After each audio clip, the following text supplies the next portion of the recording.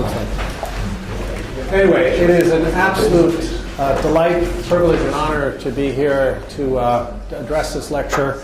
As a medical student, I really did come here in 1984, and I really did stay at the Boar's Head Inn. I had a wonderful time, and I was distressed to hear that the exchange is where I got to meet Margaret Lippert for the first time, and Helen, and I found that it was a wonderful way to begin to see that there's ways to do things differently in different institutions.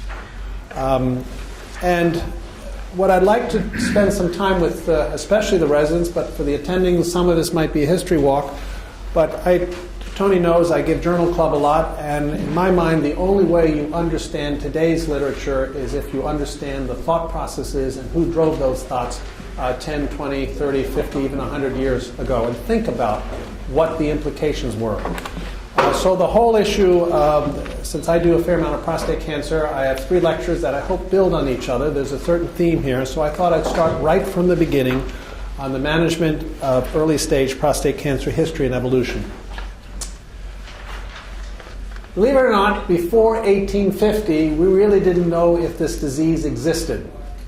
There were a couple of case reports from Germany in 1822 describing a carcinomatous degeneration of the prostate gland. Tanchon in France had 5 cases out of 1,900 death certificates, but again, the concept of a disease known as prostate cancer was essentially unknown. It was this gentleman in England, Thompson, who published the first urologic or prostate-specific monograph. And if you notice the title, The Enlarged Prostate Pathology and Treatment, a Stone in the Bladder. I think it's something we still see on occasion, the person who's had BPH and can't void and bills a stone. So Thompson was the first one to correlate prostate problems and stone, but he described 18 cases of which some were BPH and some were prostate cancer, but the idea of saying there's a separate diseases of the prostate began taking shape. Advances in medicine often happen not just with people's ideas, but new technological innovations. The big new innovation between 1850 and 1900 was the light microscope. And we began to define this disease based on what we could see histologically rather than what we had previously seen anatomically. Prior to 1850, we just saw a big thing down there or felt it on autopsy. But now we began looking at the cellular structure and began to say there's differences here. Weiss began saying that there were 28 cases he could differentiate as being cancer and not BPH. And increasingly, case reports came from different parts of Europe. So by the late 1800s, we were pretty confident in what this disease was. But it wasn't until von Recklinghausen, a name not usually associated with urology, was the first to describe the disease as having a metastatic potential and put our modern-day knowledge of starting in the prostate and spreading to bones, preferentially the bones, wasn't until 1890. Now, that's only a little over 120 years ago, fairly young concepts here. By 1900, however, things rapidly caught on. We have large case series. We began understanding that primary prostate cancer was merely an indurated nodule and then could lead on to metastases.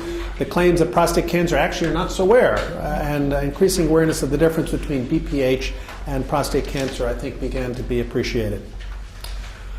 Well, once you have a disease and you have a new technology, we immediately lead to treatment. So, as you know, X-rays were identified in 1895, and it didn't take long before the entrepreneurial spirit of the international healthcare system began saying, we've got to figure out how to use this. And radium was discovered in 1898. Radium institutes were rapidly founded in Europe and the US to treat all sorts of problems, of which prostate cancer was one of the many choices. Obviously, nobody claimed they were curing this disease. They were palliating it, and usually what they were palliating were obstructive symptoms of bladder outlet obstruction. Different ways to insert this radium in there. Insert radium caps into the prostate. The French began to participate. Hugh Hampton Young, yes, everybody talks about him as being the father of urology, and everybody knows him for his perineal prostatectomy, but that's not why it happened. He had to figure out a way to get the needles in there. And exposing a perineal exposure was actually his major first advance of how do you expose the prostate perineally. It was only later that he realized you can not only expose it, you can take it out. But fundamentally, why Hugh Hampton Young developed a lot of his stuff was to get good exposure to put in these seeds. We began appreciating that you had a limitation with the dose because radiation had irritative effects in the bowel. Our radiation therapy colleagues have begun to appreciate that, but this was learned early on. Behringer, a name that's certainly Bill Steers knows, and anyone in the American Association of GU Surgeons know. There's a medal named after him. He's a prominent New York urologist, and he was the big guy to go to for prostate cancer. And what he did was invented these little capillary needles, which he filled with radon gas and inserted those into the perineum with the idea of palliating prostate cancer. It caused a lot of painful tissue necrosis. And eventually he developed a permanent way of implant, developed gold encapsulated seeds, and this is the concept of seed implants. Where does that term come from? Where did it arise? It arose back basically in early 1910. And it was radon gas. It was not the iodinated or palladium seeds that we're familiar with today. But if you hear seed implants, this is where it goes back to. These are early pictures. I think OSHA would be horrified with how we did this stuff, but there wasn't an OSHA back then, and Bill Steers wouldn't have had to worry about a lot of the safety and health things that he does now. Unfortunately, Behringer recognized that most men presented with relatively advanced stage disease. I realized that surgery was inappropriate for most patients. Radon implants could only palliate, they could not cure. And he was one of the first to advocate if we could only find this cancer sooner, we could cure it. So the concept of screening for this disease is already starting back in 1910, over 100 years ago. For those outcomes series, a classic case series report. Only 36 of his first 352 patients lived over 5 years, so his cause-specific mortality at 5 years was pretty bad. But as we all know, when you compare results, you don't even want to look at a single series. Talking about cause-specific mortality over time is rather a poor indicator of how you're doing against disease, because this all is a function of he was finding the disease very late in its natural course, and that's why most people only had a few years to live. Just a brief comment on Hugh Hampton Young. He was indeed the one who described perineal prostatectomy. He developed the retractors, the tables. That we urologists say he's the birth of urology.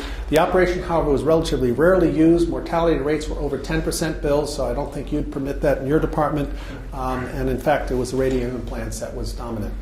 Millen, an Irishman who basically brought this operation to England in 1945, was the first one to describe the radical retropubic prostatectomy. Things were pretty static, just putting seeds in until Widman began to use X-ray equipment to try to treat this disease. Again, he realized that if you blasted away at the prostate, the colon limited your colon artifacts, and bladder artifacts were limited.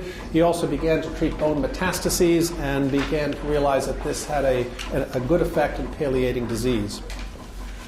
The next game changer was, as all urologists know, Huggins, one of the few urologists who have won a Nobel Prize. 1941 determined that prostate cancer growth is under endocrine control. Anti-androgen therapy makes radiation palliation obsolete. And what happens next is a debate among the urologic community: was this treatment curative? Was it palliative? And the whole conundrum of exactly what are we accomplishing was discussed for the next 10 to 20 years. In the background were the radiation therapists. They began getting better machines. Megavoltage radiation equipment was developed. It was primarily designed to treat squamous cell carcinomas, but eventually began turning their beams against the prostate. Ruben Flox in the U.S. Began experiment with gold colloid solutions, injecting them into the prostate.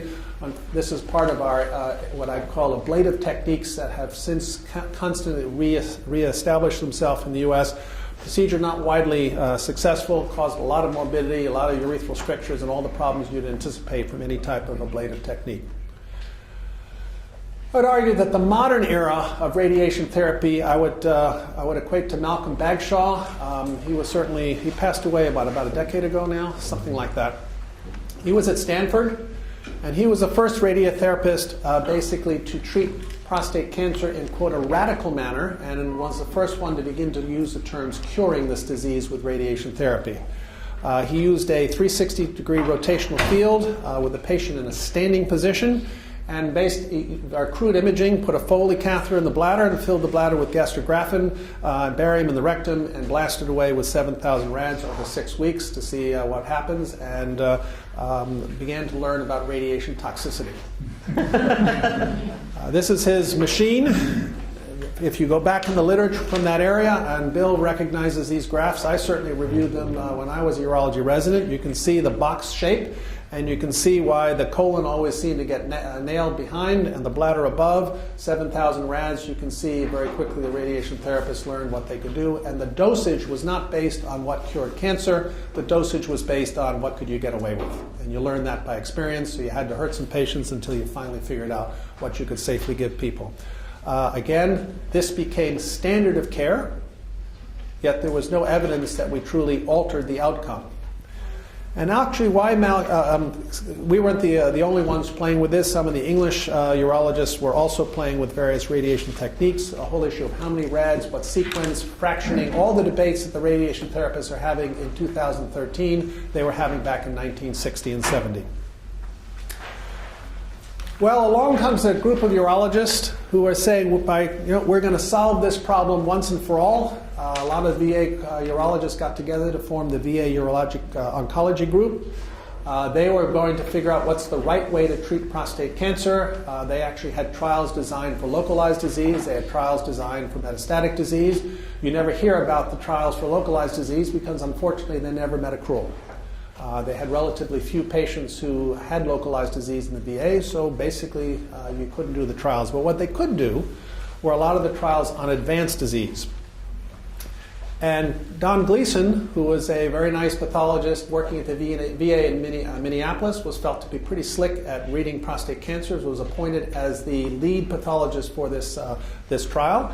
The Armford Institute of Pathology was where all the statistics were kept, so the slides were sent out to Minnesota. Don Gleason read them and sent his report in. And this was the graph Don Gleason created. And for the residents, if you look very carefully, these all look the same, these look the same, but notice the top half is a little different from the bottom half for the next 3 grids. The reason is Don Gleason had 9 different patterns. And it wasn't until they began doing the outcomes research to look at who actually died and who didn't and which ones were predicted, they found that these 2 patterns were the worst, these 2 were the next worst, these 2 were the next worst. And that's where Gleason's classics grading system. He also played with the statistics a little bit and discovered that if you had the primary pattern and the secondary pattern, you actually had a much more powerful predicting system than if you just used the 1 grade. I was at a conference in Washington when he was still alive and asked him about Gleason's score of 1 because I never saw anyone graded with a 1, and asked, why did you call it a 1? And he frankly said, well, Peter, I didn't think it was cancer, but the Boston pathologist insisted it was cancer, so that's where it became Gleason 1. So again, this concept of what is cancer, what is not cancer, why do we know something's a cancer? Because our concepts of prostate cancer in 2013 are still based on a pattern recognition of a light microscope image. And I specifically say that because it is about to change. We are, I would argue, right at the point in history where this will be abandoned in the next few years and we will have a genetic signature. It's already happening in breast and it's already happening in renal. I'll show you that at the end of the talk. But this is of such historical significance because prior to this era, Hopkins had its own grading system. Mayo had its own grading system. I suspect UVA had its own grading system. And when I did my initial work in Connecticut and went back and pulled all the slides, I saw the most wonderful flowery descriptions of prostate cancer, but I hadn't a clue what they had. And we actually had to have all the slides reread. I knew when I presented my work, we'd get a little bit of skepticism, so I said, who should do it?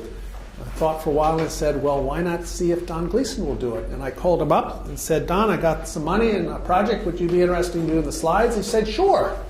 Do you need anything? A new microscope would help. So we bought him a microscope. That was Bay's outcomes research. And we actually sent all our slides to Don Gleason to be reread. We'll get to that a little further. But anyway, we digress. Because Bagshaw was still radiating prostates and was thinking carefully about his outcomes and looking at his outcomes also, he began to appreciate that the more patients with more advanced disease, specifically those who had lymph node involvement, had a worse prognosis.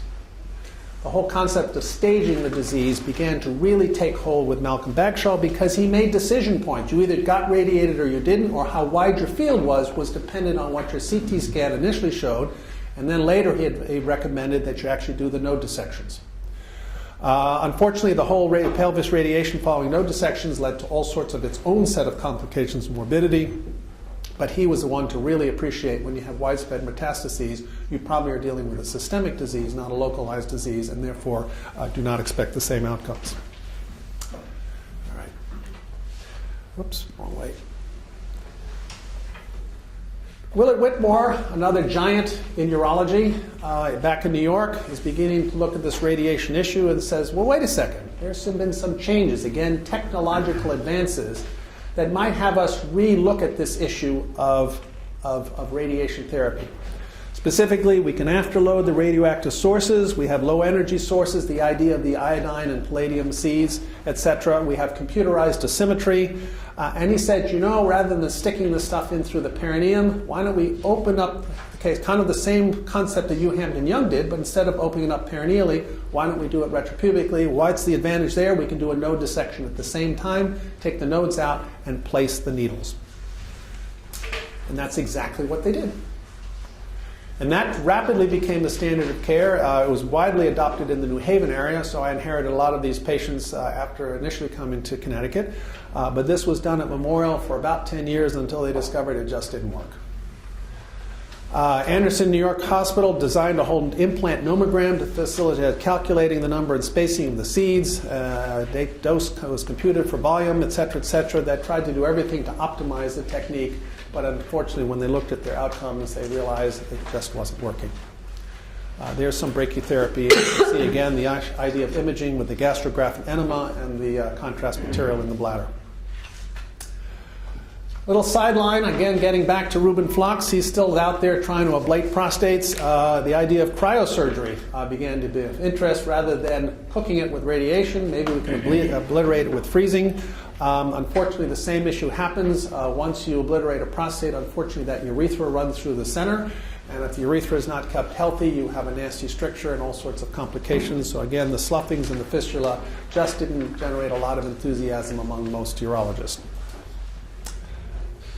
Interestingly, it was the radiation therapists that abandoned seeds because they began realizing their technology was improving.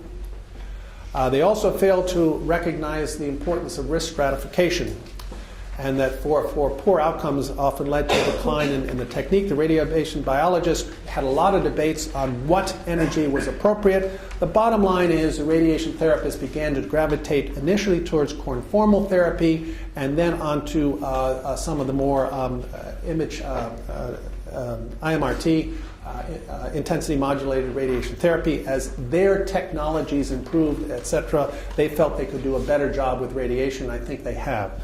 First, 3D conformal radiation came along with collimators. Then the imaging proved even better, and now we have the modern-day tomotherapies, or you put the fiducials in. I don't know what you have here, fiducial little gold seeds, but either way, you have much more precise imaging. The idea of modulating the beam as it goes through the colon has allowed the radiation therapist to increase the dose they can give, yet without paying the price of either cystitis or proctitis.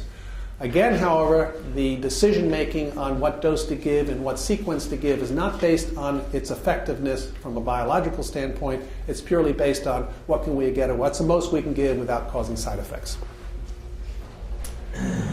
Well, right when I came to Baltimore in 1980, a whole nother evolution began happening. Here, the technological revolution was kind of a basic surgical technique. It was basically Walsh figured out that you could actually ligate the dorsal vein. Now that doesn't sound very profound, but in fact, in hindsight, it really was profound, because prior to being able to ligate the dorsal vein and control the bleeding, the way, Margie, I don't know how you learned with a cystectomy, but you took a scissor, cut across the dorsal vein, and then you operated as fast as you could because the blood filled up in the pelvis. And it was standard to lose 4 to 6 to 8 units on a cystectomy. That was considered normal operative technique. And it wasn't until Walsh said, you know, there's a way to control this dorsal vein that allows you to actually see the prostate, which in turn led him to begin to explore the idea, can you take the prostate out? The reason why surgery had such a bad name and why everybody went to radiation therapy was because of the major two complications, impotence and incontinence.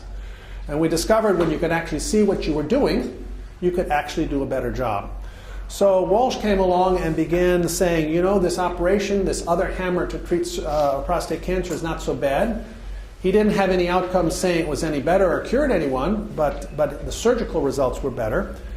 It was this article that came along that again transformed the whole landscape of urology, because all of a sudden Tom Stamey introduces the concept of PSA testing, which, coupled with Bill Catalona, and we'll talk a lot more about this in my next talk, the idea of screening for it led to the explosion of prostate cancer. So overnight, we basically doubled the number of men diagnosed with prostate cancer. They're all diagnosed with localized early stage disease, so the number of patients presenting for intervention, it just floods the market.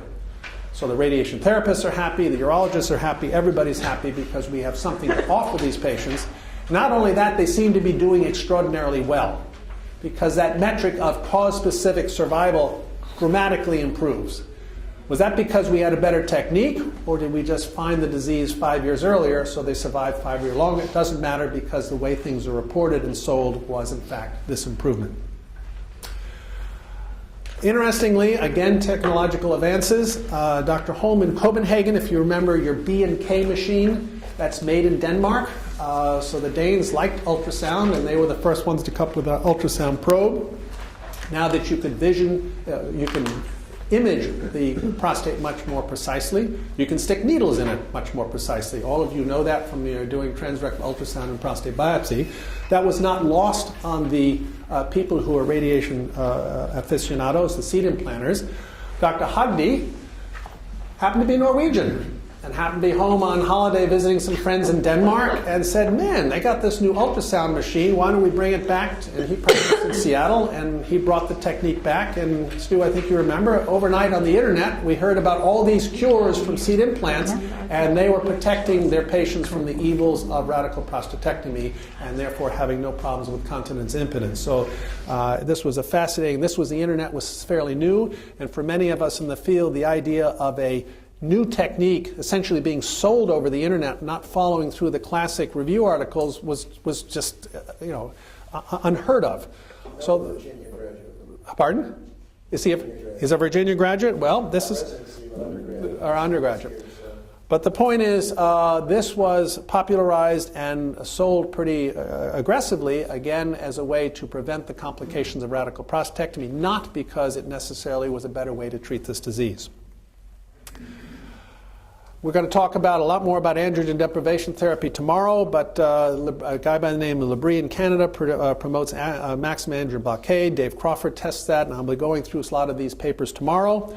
But I just wanted to summarize the history between these evolutions of our three basic hammers to treat cancer, which is surgery. We now, in 2013, still have the Hallstadian concept that we can cut it out, except now our toys are laparoscopic and robotic. The external beam guys believe that you can blast it away, and again, the data supporting that is somewhat weak, and we'll go over that in the next talk, but they use energy modulation to minimize the side effects and tomotherapy and fiducial markers.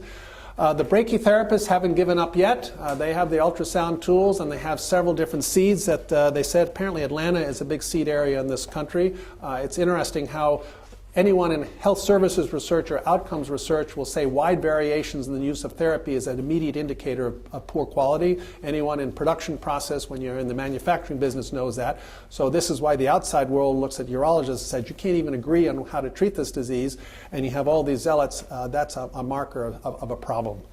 And we've got our cryotherapy. We solved the urethral warming or the urethral stricture problem by introducing a urethral warmer. I'll throw in, as Bill said, the modern era of outcomes research. It's not me on this paper, but it's Craig Fleming, and the names I wanted you to focus in on is someone called John Wenberg, or Jack Wenberg. A little history here, which is also important. Jack Wenberg is an epidemiologist, and he, rather than focusing on diseases, decided to focus on healthcare interventions. So using epidemiologic techniques, he began to look at some things like hernia repairs, repair of hip fractures, and notice they were remarkably constant in all the different areas he looked at when he adjusted for the population base. But when we looked at PE tubes, i.e. what the ENT guys do in for kids, and when he looked at TERPs, he saw huge variations that were much more correlated with the number of hospital beds and the number of doctors than it was on the fundamental diagnosis of this disease. And he, for some reason, got interested in BPH and TERPs, just as an epidemiologist. He happens to practice in Dartmouth, or was at Dartmouth, and as you know, is just a short drive up the road from Connecticut. So how I got to know him was I literally got in my car one day and drove up and said, "Hi, I've read all your work and I find it fascinating." One of the things he struggled with was how do you define BPH as a disease? Because no one knew how to do that, because there's no marker, there's no test. And the whole AUA symptom score was actually developed by his research group. Mike Berry developed it as, with Jack Fowler developed it as a questionnaire, and that's where your AUA symptom score comes from.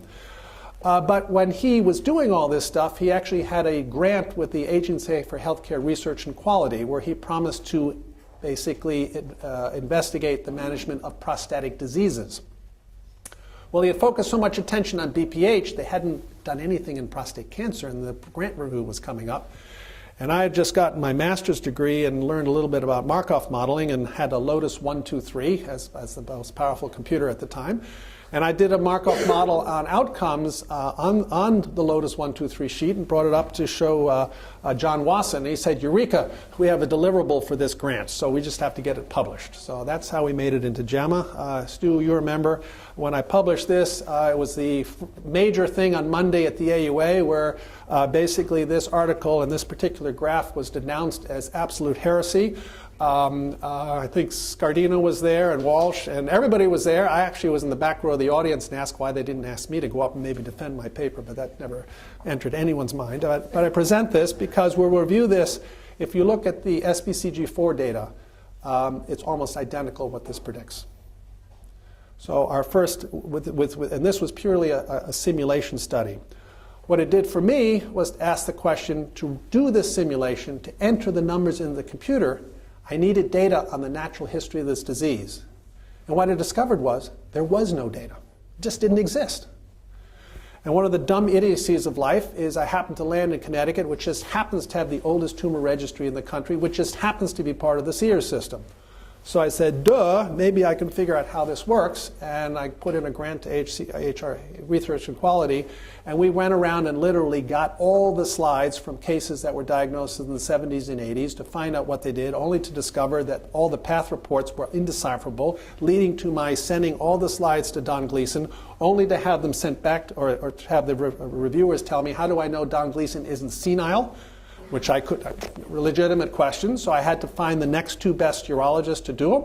So John Epstein and Dave Bostwick, I sent 10% of the samples and they read them too, which taught me also who was a little more aggressive reading than not. I realized it wasn't a standard of care, but Don Gleason was still pretty sharp. So he read all the slides that led to this publication, which some of you are familiar with, which began to help us understand and help me understand there's an extraordinary variability in the natural history of this disease, and unless you adjust for this,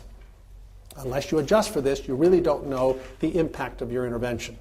It's rather crude, but at the time we didn't even have this much. So when we published it, this actually caused a bit of a stir because it clearly shows that younger men with high-grade prostate cancer, it's lethal.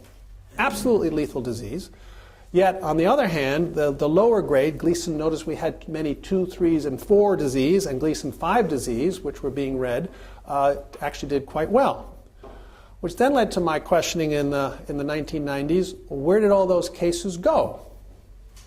They either disappeared or our goalposts were changing. A couple of people who followed after me, Mark Litwin, you trained with him, right, Tracy? Mark Litwin was right behind me at Boston, was intrigued, and he basically followed a lot of Jack Wenberg's work and worked to develop the UCLA RAND Index as his master's process. John Way and the group out in Michigan further improved on this whole issue of using tools which were led by Jack Fowler. We basically developed a whole new technology to measure concepts we previously could not measure and put numbers on, because good science is taking qualitative concepts and putting numbers on them so you can do the statistics. We also organized something called the Prostate Cancer Outcome Study, which you maybe saw the New England Journal article we had earlier this year on a 15-year analysis. Does anyone know what the Will Rogers phenomenon is? And Alan Feinstein, another leader in outcomes research and epidemiology, was the first one to coin this term. He was out of Yale, and he studied lung cancer. And he was very intrigued to see that the cause-specific survival rates were improving for lung cancer during the 80s and 90s, and he couldn't understand why, because he didn't think the therapies were really working. And as he began to look at the statistics carefully, he began to realize, well, wait a second. Increasingly, people with newly diagnosed lung cancer were getting staging imaging. They were getting chest x-rays, pre-op, and those techniques were improving. So increasingly, patients, when they walked in, were found to have a small nodule or 2 nodules or more numbers. They were upgraded. They were reclassified. So therefore, you slowly took the worst cases in the low classification and moved them up to the next classification up, which basically dilutes the lower class of their worst cases and enriches the next class up with all the best performing. And when you do that, the survival curves of both groups go up. So he named this after Will Rogers' famous quip, when the Okies moved to California, the IQ of both states went up. And if you understand that, you understand what a Will Rogers effect is, and that's exactly what was happening in urology. What we did was we had a bunch of over 300 cases diagnosed, which I had Gleason scoring. This was a slightly different era in 1990. I had a pathologist who, over at St. Francis, who Don Gleason had personally trained, so I knew he was very good. And I basically had a stack, and I said, here's 300 slides. His wife had just recently passed away, and he was looking for a project. So I said, take your time. Took a year, read all the slides, brought me back the Gleason score. He was completely blinded to the original readings, and you can see this classic stage shift, or excuse me, Gleason scoring shift that occurred over a decade. So in fact, the Gleason scoring system has morphed. I think everybody recognizes that now. But back in the early 90s, we were interpreting our improvements in outcomes based on our brilliant surgery and radiation, not necessarily with a changing gold standard beneath the surface. Was it Michael? This is where the BOLA trials came in. We have an expanding role of hormonal therapy, which originally was used based again on the SWOG trials, and I'll talk about that in my talk tomorrow. The SWOG trials, the VA cooperative trials had basically relegated hormonal therapy as to a treatment for palliation, not as curative. It was BOLA who began trotting this out, saying we could use hormonal therapy earlier in the course of disease to basically improve the impact of radiation. And then you have an explosion of new drugs that we're going to be talking about tomorrow. But I bring it because I think we are in a crisis in 2012 on the management of low-volume, low-grade disease. All of these themes that I've been talking about, we have a hammer and we then whack away, we're hitting increasing dissonance because the world is no longer accepting this as sufficient. Just because you have that hammer, they're not saying, well, do you know if it works? And probably the biggest shot across the bow is the U.S. Preventative Services Task Force, which I'll talk in much more detail in my next talk. But you have a number of other things that are surfacing, and again, I will talk in detail on both the Swedish trial, the PIVOT trial, and for those of you who don't know, the UK PROTECT trial. Freddie Hamdy asked me over a decade ago to participate in a steering committee, which I have, and I've watched this trial unfold in England. It's absolutely amazing what they've done. They have literally enrolled over 500 men in 3 arms, surgery, radiation, and watchful waiting, and have followed them for over a decade, and they have lost less than 1% of the patients over a decade. It is unbelievable, and this is scheduled to report out in 2016, which is just 2 years away. This trial, no matter what it says, will transform, will be the new standard of care when it comes to management of disease. The first time we have a 3-arm trial with a true control arm in this field. What other crisis in radiation? Money. The whole issue of the cost of intensive modulated therapy, $40,000 a pop. Proton therapy was even more. People are asking, great, it costs a lot of money. What do we get for this money? Does it work? and there's basically an absence of any trials defining what the relative efficacy of this therapy is. This is where the urologist can be happy in saying we only have a much less expensive, yet the robot's expensive, but it's a lot cheaper than radiation therapy. But fundamentally, we're exposed to the same problem. As the payers begin to demand more and more evidence for what you do, does it make a difference, we unfortunately come up short-handed.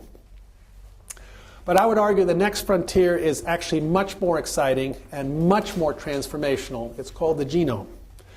For those of you who didn't see this article in 2012, this was Pat Walsh's study. It took him over a decade using classic Mendelian genetics, identifying families with a high rate of prostate cancer, and after an enormous amount of effort, they came up with the HUX gene, demonstrating a clear gene that does result in an increased incidence of prostate cancer. But this is already an obsolete way to do this. This is not where the world is going. Where the world is going is modern sequences are completely changing the paradigm. It is now basically the same as ordering an MRI as it is total DNA sequence. I mean, well, think about it. The cost of an MRI and getting your entire DNA sequence have now come at parity, and the cost of sequencing is dropping rapidly. So the idea that right now in Michigan, when you show up, every single cancer patient is getting a total DNA sequence. They don't know what they're going to do with it. But I can tell you they are rapidly learning, and these are some serious mathematicians and serious geneticists who are analyzing the data. What are we finding? We're finding all of our SNPs, single nuclear polypeptide defects, are being identified. Increasingly, you're seeing all these SNPs that are being associated with prostate cancer. But think about it, it's no longer a static image. What we're seeing is a signature maybe when you're young, but cancer is a series of point mutations, a series of SNP mutations. And what we're beginning to appreciate is that changes over time. You might not just get one, but several sequences as your cancer progresses. We can certainly use this now to classify the disease. In the old days, we would see a Gleason score and see that type of Kaplan-Meier plot. Increasingly, we're now seeing it based on a DNA signature. And the question will become, which is the more powerful of the two? I suspect as we get more sophisticated, this is where the money is going. But it's even further than that. The whole issue of the question of who has the lethal castrate-resistant disease and who might someday get that, we're beginning to see plots like this. And much as we used to have radiologists read our tough CTs and MRIs, I wouldn't be surprised if we're going to start seeing genetic consultants who are going to start looking at these plots, who are beginning to help us understand, yes, this guy will respond to this chemotherapy, this one will not, this patient's at risk for progressing disease, this one does not, and you will base your decision making not on an image, but on a DNA analysis interpreted by a geneticist who's qualified to do this, because this is happening so rapidly, even Bill Steers can't keep up. And I'm going to take you to another tumor system because I think in our field there's one that's even farther in front of us, and that's the people who deal in renal cell carcinoma. I don't know if many of you saw this article last year in New England Journal of Medicine, but I found it fascinating. This is where someone had metastatic renal cell carcinoma, and they basically took all the different metastases and sequenced all of them. And they began documenting what genes were upregulated, which ones were downregulated, and began to show that the cancer was a series of branching events, increasing mutations, so therefore this was mutating real time. And as they mutated real time, they took on new aggressiveness and therefore would respond differently to disease. All starting from the same tumor line, all in the same patient. Do I think this is unique to kidney? Absolutely not. I suspect this is exactly what's going on in prostate cancer and helps explain why we have this extraordinary variation on people who can survive comfortably for a decade and others who take off in a new direction. We just don't have the imaging tool. The imaging tool is a DNA sequence. It has now become cheap enough to do that, or will shortly be cheap enough to do that, that I think at some point in the not too distant future you will go on your computer screen and instead of clicking MRI, click DNA analysis and get an answer from a specialist. So the challenges for the future, we are finally moving beyond the light microscope that was introduced in the late 1800s, has defined this disease up until now. I think we're moving into a genomic definition, and we will begin to understand the natural history of the disease based on the DNA signature. One of the other places we have to begin to explore is environmental impacts that are affecting those mutations. Because, and I'll talk about this more in the next talk, there's been a lot of modeling, and everybody thinks screening has lowered the mortality rate from this disease, but the models show that screening and treatment might explain 40% of the effect, therefore 60% of the effect comes from something environmental. We just haven't figured out what it is. Our screening algorithms are crude. I'm not saying we shouldn't be screening, but there are problems with how we screen, and therefore genetic markers and all the potential imaging. MRI is not quite there yet, but rapidly we're seeing changes there. Ultimately, though, society is going to ask us, what's the relative impact of competing treatments? It's no longer good enough to say we have 4 options, and you go to the circus, and the guy who hucks, or who basically touts their results as being the best and sell it on the internet. I don't think that's going to be survivable in the next cycle of healthcare. We just don't have that kind of cash anymore. Yes, you can always have somebody pay on the barrel hell, but if you're head of Medicare, you want to know an answer to this disease. And that's where I think the UK really diverts, the UK system really diverts from the US system. The UK on that PROTECT trial has spent more money on that one trial than any other trial in British history. But 3 years from now, they'll begin to have an answer on what's the right way to treat this disease, as opposed to what we do now. And the whole issue of determining the appropriate sequence of treatments, that has become an acute crisis right now in oncology when we have all these new drugs that cost a fortune. But that's just a microcosm of the entire treatment of the disease. What do we start with? Do we start with surgery? Do we start with radiation? Do we not start at all? And again, that to me comes back to what's a DNA signature, and does that change over time? Because we don't even know that. I think many of us assumed it was static at the beginning. I'm beginning to think, no, that's not true. And so in fact, the screening might be, yes, a PSA or something cheap, but it might be, in fact, we get a series of DNA checks every 5 years as your answer. I'm just throwing ideas out. And ultimately, what's the goal of modern medicine is to come up with cost-effective health care that maintains quality of life. This is how we grow tomatoes in Connecticut, to make sure they have excellent quality of life. I'll end on that note because, in fact, I think the paradigm is rapidly changing in healthcare from one in which if we had a tool, we just used it and told the public it works. Now the public is demanding answers from us. Does it work? And if so, what is the price, not just in dollars, but in impacts on health-related quality of life? So that to me is, I'm hoping, an introduction on the evolution of healthcare, or at least the management of prostate cancer. We're going to dive in a lot more careful detail on the crisis of the U.S. Preventative Services Task Force this afternoon, and focus a little more on the evolution of chemotherapy tomorrow. Thank you.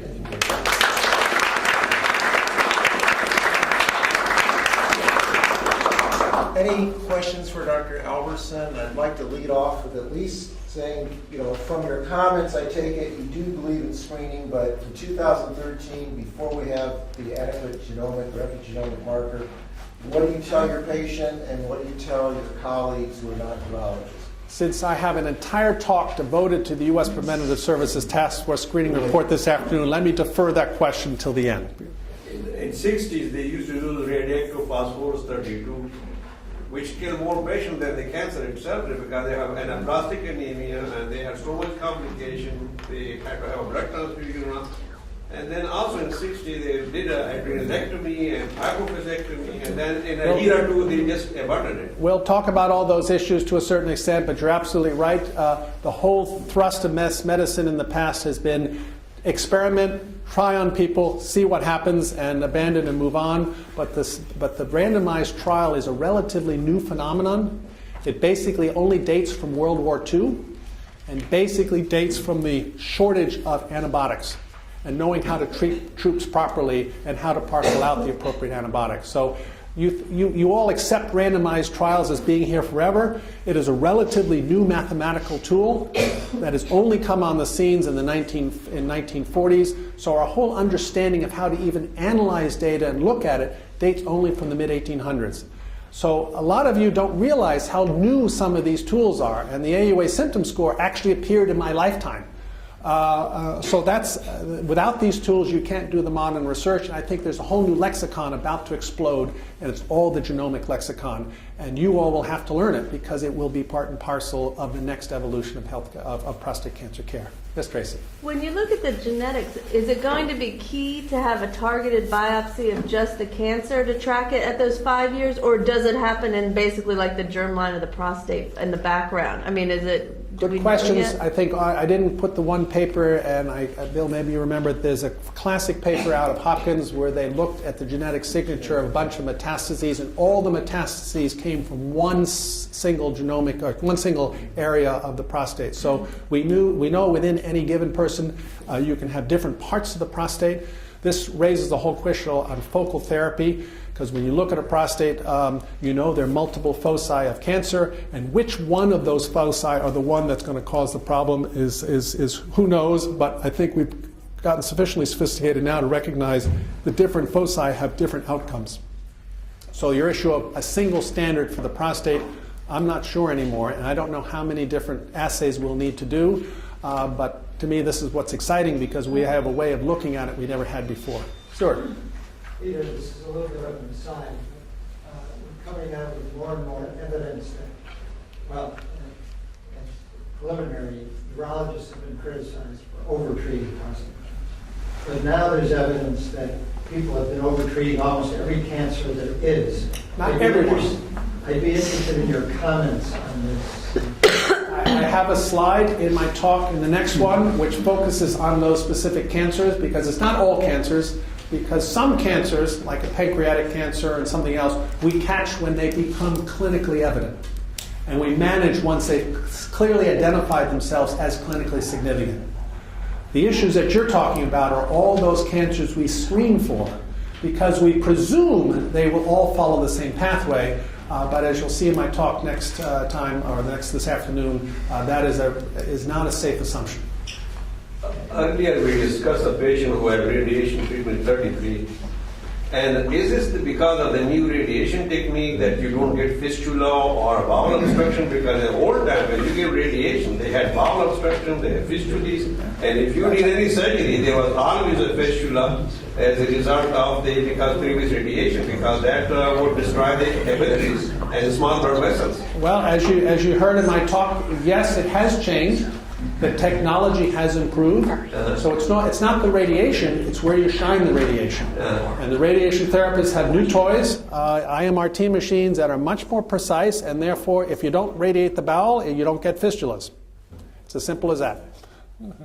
Peter, what do you think about, I'm hearing a lot of conversation at the NIH and other symposium where, because of the cost of randomized trials, because of the public reluctance to enter them, and years of accrue that, there are some more mathematically inclined in other disciplines that say the era of big data sets, we have the entire population, that you will adjust for biases if you have such large data that just following, when you have the genomic data merged with the entire U.S. population, you might be able to make predictive models of treatment without ever subjecting people to randomization. What do you think about that hypothesis? It's an excellent question, because you're absolutely right. Randomized trials cost a fortune. As I said, the PROTECT trial is costing over £300 million, and it's basically taken a huge chunk of the MRC budget to the point where a lot of other researchers in the UK are upset.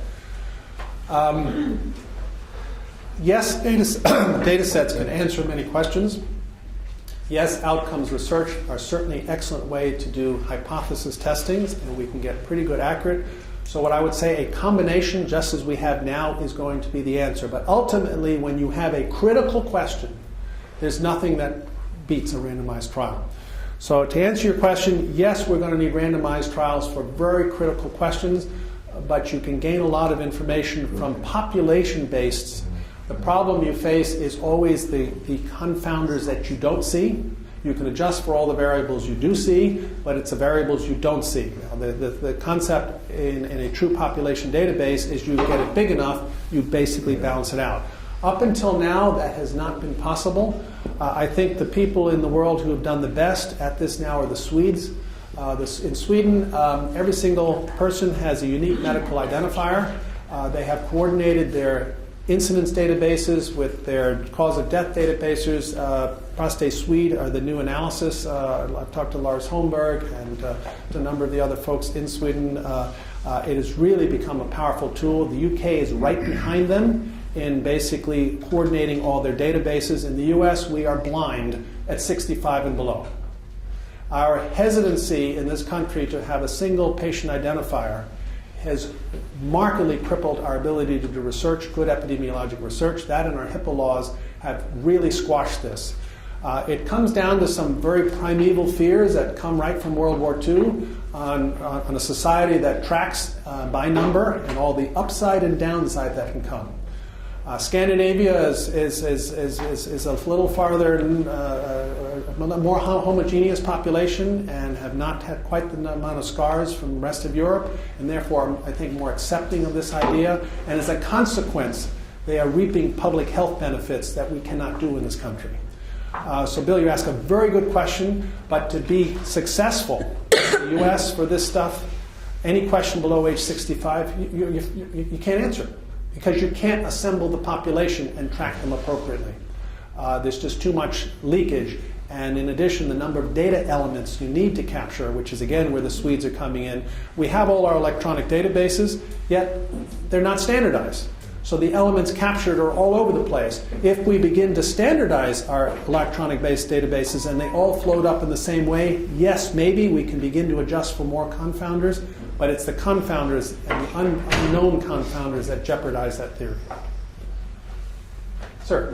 With regard to your sequencing comments, when I go to the local tumor board hospital meetings, they're about almost half of it has to do with breast cancer, but when they discuss a case, there are all sorts of markers they're using. They're discussing genetic markers, hormonal markers, things that are like foreign land. But my point is are we, in prostate cancer, are we far behind, or is prostate cancer different? We're far behind in the sense that we have not embraced randomized trials as easily as the breast cancer world. I mean, think about the breast cancer world. They were also dominated by the Halstedian concept. You just got to cut big enough, which led to the zenith, I would argue, of the surgical world in the mid-50s at Memorial, where women had half the chest wall removed and all the lymph nodes, and they walked around with lymphedema. And yet, when you tracked long enough for 40 years, you discovered a lot of these cancers came back. So for whatever reason, the breast cancer surgeons began exploring randomized trials with surgery and radiation, and therefore primed their patients into more randomized trials with chemotherapy. Unfortunately, in the world of prostate cancer, most of the most recent trials have been driven by rapid return on investment in the financial world, rather than, I think, the urologist asking tough questions of what's the right way to treat this disease. And again, I don't want to get ahead of our talk tomorrow, but fundamentally, we had no drugs until 5 years ago. We had nothing that had any impact of any degree. So we were behind for two reasons. One, we had no drugs that impacted the disease other than hormonal therapy. And two, we had a culture that didn't embrace randomized trials. And that, I would argue, has put us behind. But you're absolutely right. You go to any modern tumor board in breast and renal cell now, it's all becoming now a talk of DNA and tests. A Myriad Corporation is making huge fortunes out of various tests. If you have this marker, that in turn allows you, if you're HER7 positive, negative, you get various drugs. It's coming to prostate. It's just not here yet, but I guarantee, I can't imagine the prostate is any different than all these other tumors. So yes, it's coming. And for the younger residents in the crowd, keep your eyes and ears open. You're going to have to learn a whole new language. Great. Thank you, Peter. All right.